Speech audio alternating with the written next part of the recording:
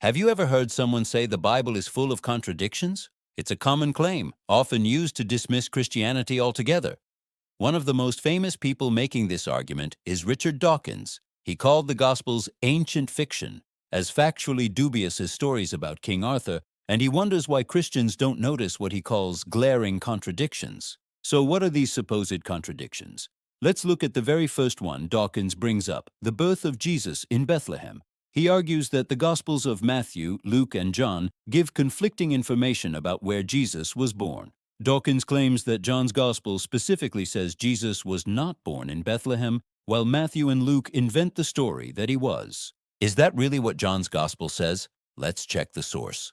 Dawkins points to a passage in John chapter 7. In this scene, there's a crowd debating who Jesus is. Some people are saying, "This is the Christ," but others are skeptical. They ask, "Shall Christ come out of Galilee? Hath not the Scripture said, that Christ cometh of the seed of David, and out of the town of Bethlehem, where David was?" Now, think about that for a second. Does this passage say that Jesus wasn't born in Bethlehem? Not at all. What John is doing here is reporting a conversation. He's telling us what some people in the crowd were thinking and saying.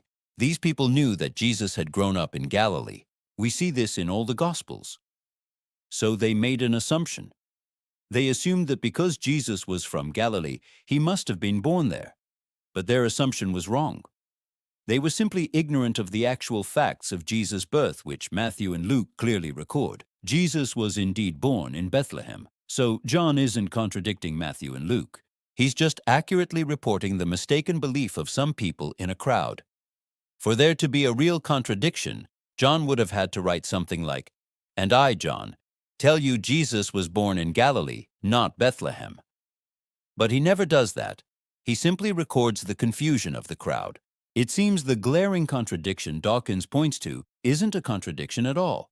It's a misunderstanding of what the text is actually saying. John is showing us that from the very beginning, people made incorrect assumptions about Jesus based on incomplete information. It's ironic because that's exactly what Dawkins seems to be doing here. He's reading the text, making a wrong assumption, and then declaring it a contradiction. So when someone tells you the Gospels are contradictory, it's always a good idea to go back and read the passages for yourself. More often than not, you'll find that the contradiction disappears when you understand the context. The biblical accounts are far more consistent and historically grounded than critics often admit. Thanks for watching. If you found this helpful, consider liking the video and subscribing for more content that dives deep into questions about the Bible and faith. See you next time.